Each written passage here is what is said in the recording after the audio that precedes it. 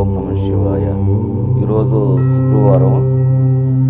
కార్తీక దీపారాధన పూజ విధానం.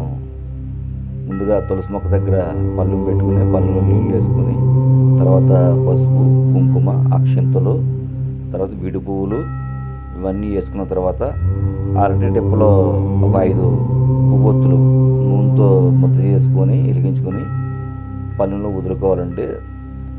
అయితే మాకు గోదావరి కానీ నది అందుకోవట్లేదు కాబట్టి ఇంట్లో ఇలా చేసుకుంటున్నాము.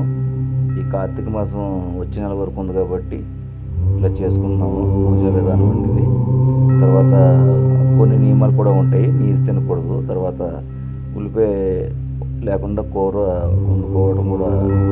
వండుకోవాలండి. మేమైతే ఈ కార్తీక మాసం ఇలా చేసుకుంటున్నాము.